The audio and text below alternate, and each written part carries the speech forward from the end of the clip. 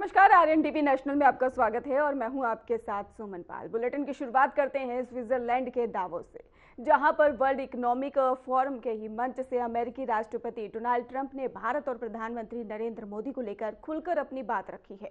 Trump ने न सिर्फ प्रधानमंत्री मोदी को अपना दोस्त बताया, बल्कि भारत के साथ एक बड़ी ट्रेड डील के संकेत भी दे दिए हैं। लेकिन सवाल ये है कि क्या वाकई भारत अमेरिका के बीच 500 अरब डॉलर की ट्रेड डील संभव है और कब तक काम होंगे भारतीय उत्पादों पर ही भारी टैरिफ?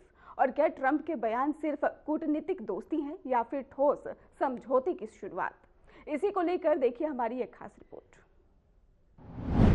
दावोस में ट्रंप ने की पीएम मोदी की तारीफ। दावोस में चल रहे वर्ल्ड इकोनॉमिक फोरम में इस बार सिर्फ वैश्विक अर्थव्यवस्था ही नहीं बल्कि भारत अमेरिका संबंध भी चर्चा के केंद्र में रहे। अमेरिकी राष्ट्रपति डोनाल्ड ट्रंप ने अपने संबोधन के बाद भारतीय मीडिया से खास बातचीत की। इस बातचीत में ट्रंप ने कहा, प्रधानमंत्री नरेंद्र मोदी बेहतरीन शख्स हैं, वो मेरे दोस्त हैं, हम भारत के साथ एक अच्छी डील करेंगे। यह बयान ऐसे समय में आया है जब भारत और अमेरिका के बीच ट्रेड डील को लेकर लंबे समय से बातचीत चल रही है, लेकिन अब तक कोई ठोस नतीजा सामने नहीं आया। भारत अमेरिका ट्रेड डील पर दिए संकेत। अगर आंकड़ों की बात करें तो भारत और अमेरिका के बीच मौजूदा द्विपक्षीय व्यापार करीब 291 अरब डॉलर का है। दोनों देशों का लक्ष्य साल 2030 तक इस व्यापार को बढ़ाकर 500 अरब डॉलर तक पहुंचाना, यानी मौजूदा व्यापार से दुगने से भी ज्यादा। फरवरी 2025 में प्रधानमंत्री नरेंद्र मोदी की वॉशिंगटन यात्रा के दौरान इस ट्रेड डील पर पहली औपचारिक बातचीत हुई थी, लेकिन सवाल ये है, क्या यह लक्ष्य हकीकत बन पाएगा? भारत अमेरिका ट्रेड डील पर सकारात्मक रुख। ट्रेड डील की राह सबसे बड़ी बाधा है टैरिफ। फिलहाल अमेरिकी बाजार में भारतीय उत्पादों पर 50% तक टैरिफ लगाया जा रहा है। Textiles, farm, steels, auto parts, इन सभी सेक्टर्स को इसका सीधा नुकसान झेलना पड़ रहा है। यही नहीं, डोनाल्ड ट्रंप पहले ही ये चेतावनी दे चुके हैं कि अगर भारत के ईरान के साथ व्यापारिक संबंध जारी रहे तो भारत पर अतिरिक्त 25% टैरिफ लगाया जा सकता है, यानी कुल मिलाकर भारतीय एक्सपोर्ट पर 75% तक का बोझ। भारत अमेरिका ट्रेड डील पर अब भी सस्पेंस। हालांकि भारत और अमेरिका सिर्फ व्यापारिक साझेदार नहीं बल्कि रणनीतिक सहयोग भी है। रक्षा सौदे, टेक्नोलॉजी ट्रांसफर, इंडो पैसिफिक रणनीति, इन सभी मुद्दों पर दोनों देशों की मजबूत साझेदारी रही है। ट्रंप का पीएम मोदी को दोस्त कहना कूटनीतिक रूप से भी सकारात्मक संकेत माना जा रहा है, लेकिन एक्सपर्ट्स का कहना है दोस्ती के साथ हार्ड नेगोशिएशन भी जरूरी है। टैरिफ का क्या होगा? अगर टैरिफ कम होते हैं तो भारत को फायदा होगा, निर्यात बढ़ेगा, रोजगार के अवसर बढ़ेंगे, मेक इन इंडिया को मजबूती मिलेगी। वहीं अमेरिका को फायदा, सस्ता मैन्युफैक्चरिंग बेस, बड़ा उपभोक्ता बाजार, चीन पर निर्भरता कम। लेकिन समस्या ये है कि ट्रंप की ट्रेड पॉलिसी अमेरिका फर्स्ट पर आधारित है। ऐसे में भारत को हर डील में कड़ा मोलभाव करना होगा। डोनाल्ड ट्रंप ने ये साफ नहीं किया कि यह ट्रेड डील कब तक अंतिम रूप लेगी, लेकिन उन्होंने यह जरूर कहा कि बातचीत चल रही है और सही वक्त पर अच्छी डील होगी।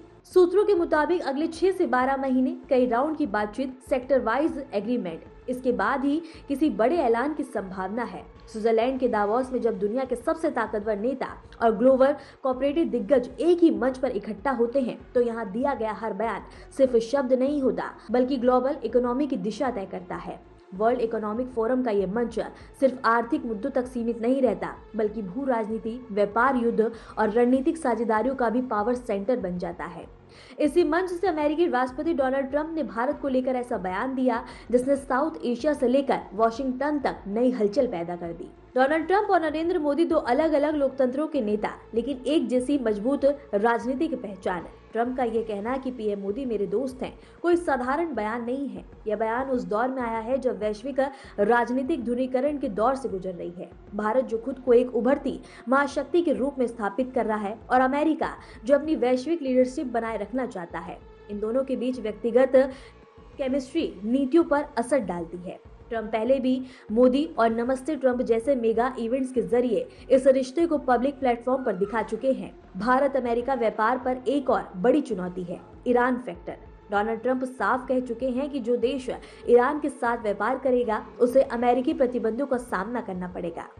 भारत के लिए स्थिति काफी जटिल है। एक तरफ ऊर्जा सुरक्षा तो दूसरी तरफ अमेरिका के साथ रणनीतिक रिश्ते। अगर 25% का अतिरिक्त टैरिफ लागू होता है तो उसका सीधा असर भारत के तेल आयात और रिजर्व और महंगाई पर पड़ेगा। यानी ट्रेड डील सिर्फ आर्थिक नहीं बल्कि राजनीतिक संतुलन को भी परीक्षा पैदा कर सकती है। तो साफ है कि दावोस से आई ट्रम्प की बातें भारत अमेरिका रिश्तों में एक नया संकेत जरूर देती है, लेकिन असली परीक्षा होगी टैरिफ की कटौती और ठोस समझौते की। क्या दोस्ती आर्थिक साझेदारी में बदलेगी या फिर यह बयान सिर्फ कूटनीतिक बयानबाजी बनकर रह जाएगा?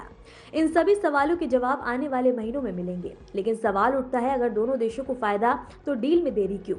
असल वजह कृषि बाजार की सुरक्षा, डिजिटल टैक्स, वीजा नियम और डेटा लोकेनाइजेशन जैसे मुद्दे। अमेरिका चाहता है कि भारत अपने कृषि बाजार खोले, जबकि भारत अपने किसानों की सुरक्षा को लेकर काफी सतर्क है। यही कारण है कि हर दौर की बातचीत किसी न किसी बिंदु पर अटक जाती है। आने वाले महीने में भारत अमेरिका रिश्तों के लिए बेहद अहम होने वाले हैं।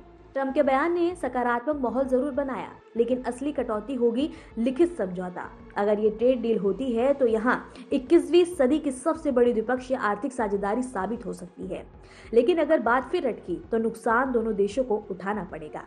Bureau report, RNTV national. एक और बड़ी अपडेट आपको बता दें, जहां पर केरल दौरे पर जाएंगे। आपको बता दें कि पीएम नरेंद्र मोदी, प्रधानमंत्री शुक्रवार को ही करेंगे केरल का दौरा। बड़ी अपडेट सामने आ रही है, जहां पर पीएम मोदी का केरल दौरा होगा और नई ट्रेन सेवाओं को हरी झंडी भी दिखाएंगे। 1 लाख लाभार्थियों को करेंगे लोन वितरित। तो बड़ी अपडेट, केरल दौरे पर प्रधानमंत्री नरेंद्र मोदी शुक्रवार को ही केरल का दौरा करेंगे। वे यहां पर नवाचार और उद्यमिता केंद्र की नींव रखेंगे। इसके साथ ही राज्य में 4 नई ट्रेन सेवाओं को हरी झंडी भी दिखाएंगे। आपको बताते चले, जो स्टेट पहले चरण का प्रतीक है, और इसके साथ ही राज्य की राजधानी में एक आधुनिक डाकघर का उद्घाटन करेंगे। तो केरल दौरे पर प्रधानमंत्री नरेंद्र मोदी और 1 लाख लाभार्थियों को लोन वितरित भी करेंगे। आपको बता दें, शुक्रवार को दौरे पर रहेंगे प्रधानमंत्री नरेंद्र मोदी। जल्द हो सकता है बड़ा ऐलान।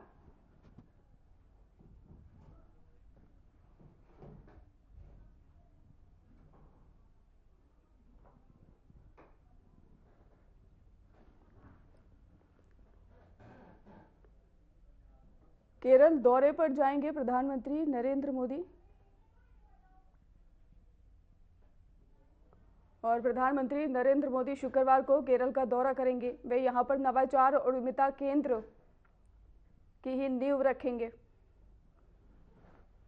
और आधुनिक डाकघर का भी उद्घाटन करेंगे।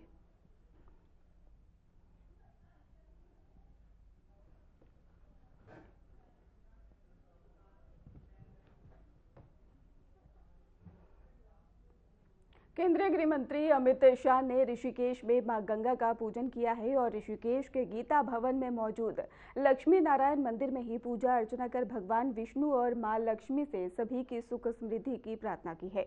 और इस अवसर पर ही मुख्यमंत्री पुष्कर सिंह धामी भी मौजूद रहे हैं।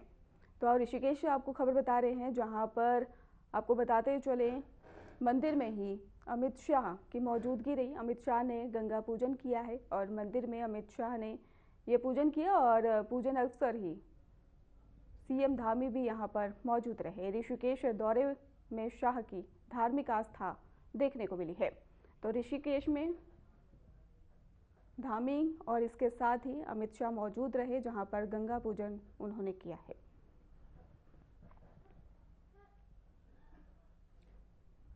तो पूजन अवसर पर ही सीएम धामी भी मौजूद रहे। मंदिर में अमित शाह ने पूजा अर्चना की है और आस्था यहां पर साफ तौर पर देखने को मिली है। अमित शाह ने गंगा पूजा किया है। ऋषिकेश से आपको खबर बता रहे हैं, जहां पर सीएम धामी भी इस दौरान मौजूद रहे हैं।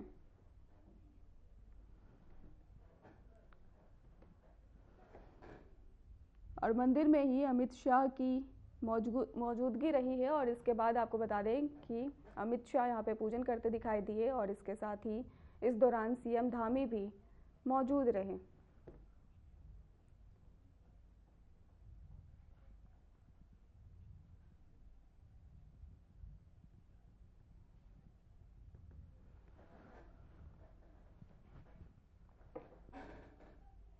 तो ऋषिकेश दौरे पर ही अमित शाह हैं। मंदिर में ही अमित शाह ने पूजा अर्चना की है और इसके साथ ही सीएम धामी वहां पर मौजूद रहे और सुख समृद्धि प्रदेशवासियों के लिए उन्होंने कामना की। देश और प्रदेशवासियों के लिए वो सुख समृद्धि की कामना करते हुए नजर आए हैं। तो ऋषिकेश से आपको खबर बता रहे हैं जहाँ पे अमित शाह ने पूजा किया है और मंदिर में ही अमित शाह की मौजूदगी रही और हाथ जोड़कर सुख समृद्धि की कामना करते हुए अमित शाह नजर आए हैं। इसके साथ ही उन्होंने गंगा पूजन भी किया है। लोकसभा में विपक्ष के नेता और कांग्रेस सांसद राहुल गांधी और कांग्रेस के राष्ट्रीय अध्यक्ष मल्लिकार्जुन खड़गे जवाहर भवन में ही राष्ट्रीय मनरेगा श्रमिक सम्मेलन में हिस्सा लिया है और इस दौरान ही राहुल गांधी ने कहा कि ये चाहते हैं कि संविधान और लोकतंत्र को खत्म करो और आजादी से पहले का हिंदुस्तान जहां एक व्यक्ति सब कुछ निर्णय लेता था और जो भी वो करना चाहता था वो करता था, वैसा ही हिंदुस्तान ये फिर से लाना चाहते हैं। इनको रोकने का एक ही तरीका है, अगर हम सब एक साथ हो जाएं, क्योंकि ये डरपोक लोग हैं। तो आप मनरेगा नाम देना चाहते हैं या कोई और नाम देना चाहते हैं, तो आप इन निर्णय लेंगे और उस योजना का नाम क्या होगा और कैसे बनेगी, कहाँ तक चलेगी, ये हमारे एक कमी है और जो एकता की कमी है। अगर हम एक हो जाएंगे तो पीएम मोदी पीछे हट जाएंगे और फिर से मनरेगा चालू किया जाएगा। जो संविधान है उसे खत्म करो। वन मैन वन वोट का जो कॉन्सेप्ट है उसे खत्म करो। लोकतंत्र को खत्म करो।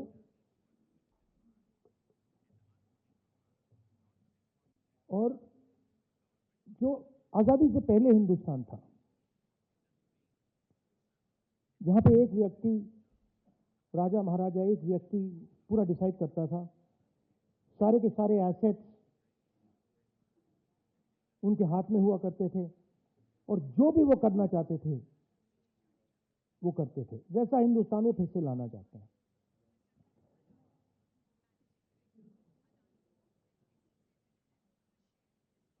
और इनकी इंटेंशन रुकने की नहीं है, क्योंकि ये जो मॉडर्न इंडिया का स्ट्रक्चर है इसको ये बदलना चाहते हैं और तोड़ना चाहते हैं।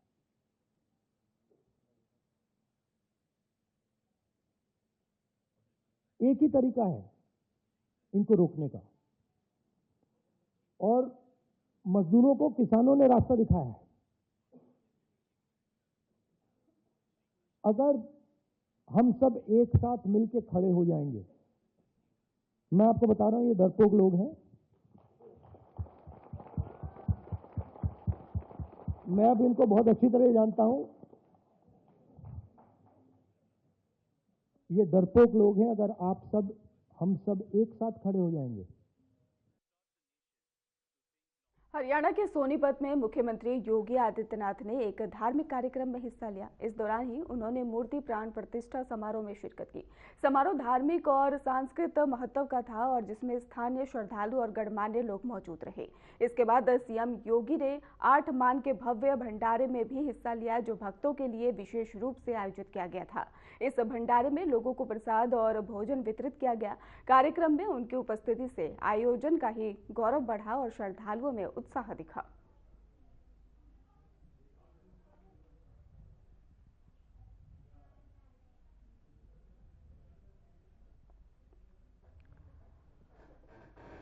तो हरियाणा में सीएम योगी आदित्यनाथ की मौजूदगी देखने को मिली और समारोह में वो मौजूद नजर आए। मूर्ति प्राण प्रतिष्ठा समारोह जिसमें सीएम योगी आदित्यनाथ मौजूद थे। आपको बता दें कि सोनीपत पहुंचे सीएम योगी आदित्यनाथ और इसके साथ ही मूर्ति प्राण प्रतिष्ठा समारोह में वो शामिल हुए और उन्होंने अपनी प्रतिक्रियाएं भी यहां पर दी हैं। तस्वीरें आपको दिखा रहे हैं जहां पर सीएम योगी आदित्यनाथ मुस्कुराते हुए नजर आ रहे हैं और इसके साथ ही आपको बता दें समारोह में सीएम योगी आदित्यनाथ मौजूद रहे। सोनीपत पहुंचे हुए सीएम योगी आदित्यनाथ और समारोह में भाग लेते नजर आए। इसके साथ ही आपको बता दें, सीएम योगी आदित्यनाथ का भव्य स्वागत भी किया गया सोनीपत में, जहां पर सुरक्षा व्यवस्था की बात की जाए तो वो भी चाक चौबंद नजर आई। तो मूर्ति प्राण प्रतिष्ठा समारोह में सीएम योगी आदित्यनाथ की मौजूदगी, समारोह में ही कई अतिथि भी सीएम योगी आदित्यनाथ के साथ मौजूद नजर आए।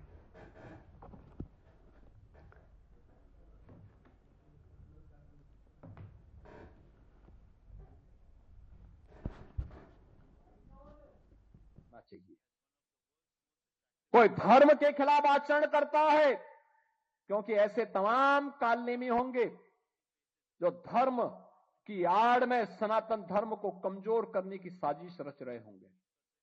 हमें उनसे सावधान होना होगा, उनसे सतर्क रहना होगा। अगर हम सतर्क हैं तो कोई आने वाले समय में हमारी जो यात्रा चल रही है, आज भारत एक नई आभा के साथ आगे बढ़ रहा है। देख रहे हैं ना, दुनिया में जब हलचल है, अराजकता है, अव्यवस्था है, लोग लड़ रहे हैं आपस में, तब भारत एक शानदार यात्रा के साथ आगे बढ़ रहा है। आप सोचो, इस शानदार यात्रा नहीं होती तो प्रयागराज में मौनी अमावस्या के दिन मात्र माघ मेला है, कुंभ नहीं है। कल यानी 18 जनवरी को मौनी अमावस्या के दिन 4.5 करोड़ श्रद्धालु वहां आकर के संगम में आस्था की डुबकी लगाया है। 4.5 करोड़। और गंगा जल क्या अविरल और निर्मल है। हमारा दायित्व बनता है कि हम हर उस प्रतीक को सम्मान दें जो हमारे ऋषि मुनियों ने, संतों ने, शास्त्रों ने जिसके लिए हमें प्रेरित किया।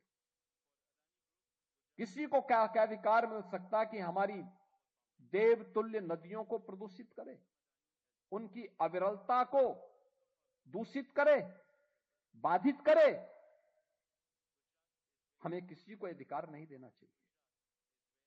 हमारा भी दायित्व बनता है कि तालाब है उसका संरक्षण करें।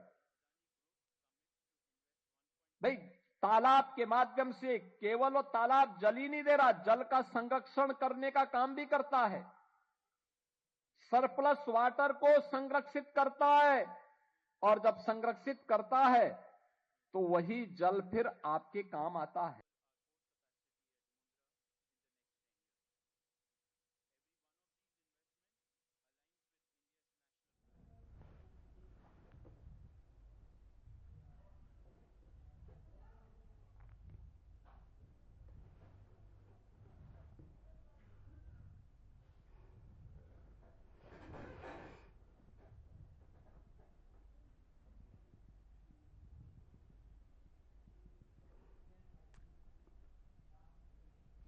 सीएम नायब सिंह सैनी ने कुरुक्षेत्र यूनिवर्सिटी में युवाओं और खिलाड़ियों के साथ बजट से पहले ही सलाह मशवरा किया है। और सीएम नायब सिंह सैनी ने कहा कि आज हम बजट को लेकर अलग अलग ही स्टेक होल्डर से ही बात कर रहे हैं, और लगातार हमने उद्योग से लोगों के ही, टेक्सटाइल लोगों से, और हमने महिलाओं से बात की है, युवाओं, स्टार्टअप, किसानों और कई संगठनों से विचार विमर्श कर रहे हैं ताकि ये उनका बजट हो। उनके महत्वपूर्ण सुझाव आ रहे हैं और इनके सुझाव को शामिल कर रहे हैं, और यह हरियाणा के अनुरूप बजट हो सके इसलिए काम भी कर रहे हैं।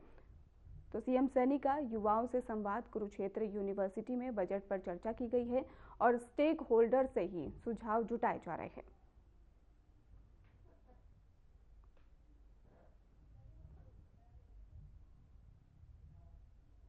हमारे प्रगतिशील किसानों से और उसके साथ साथ हमने आज विभिन्न संगठनों से भी आज हम बजट पूर्व परामर्श उनसे सुझाव ले रहे हैं, ताकि ये बजट, ये हरियाणा प्रदेश के लोगों का बजट हो और उनके अनुरूप ये बजट हरियाणा प्रदेश के विकास के ऊपर खर्च हो।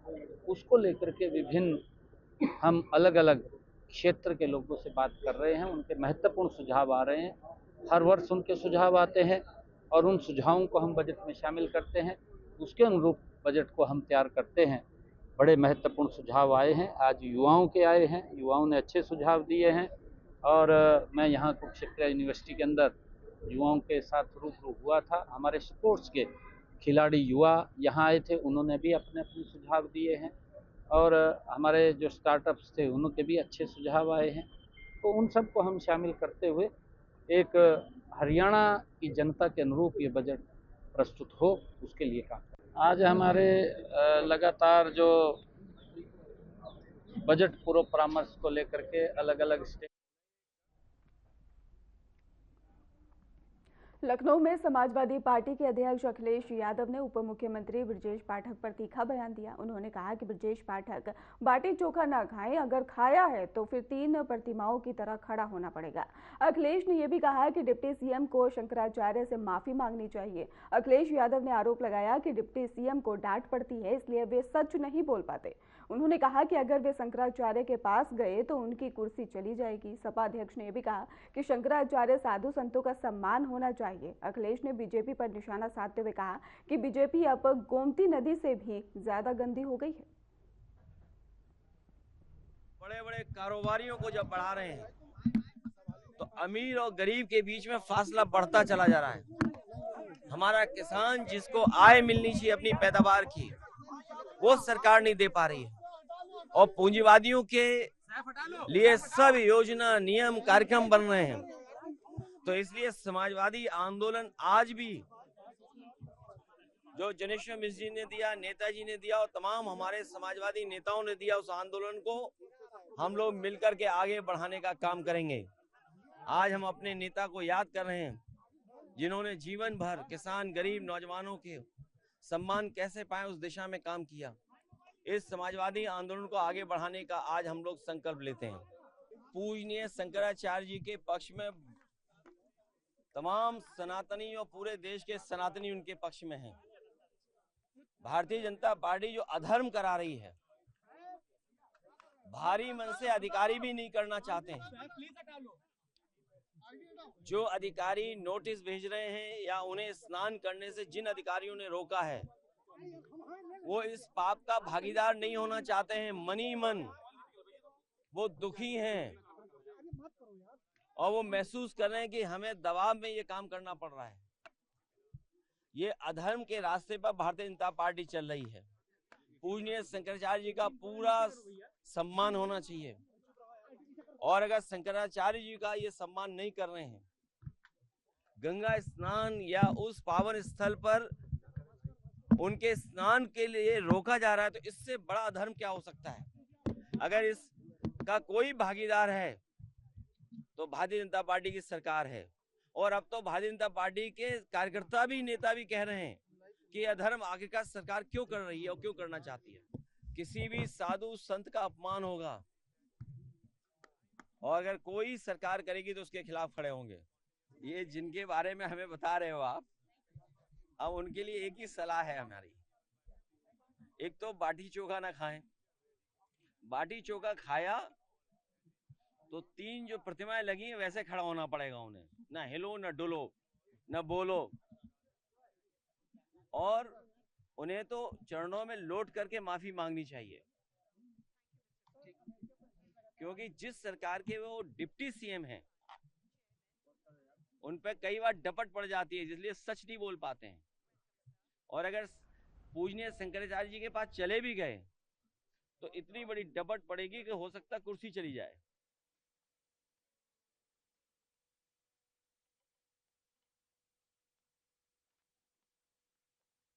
फिलहाल खास बुलेटिन में बस इतना ही। फिलहाल के लिए धन्यवाद।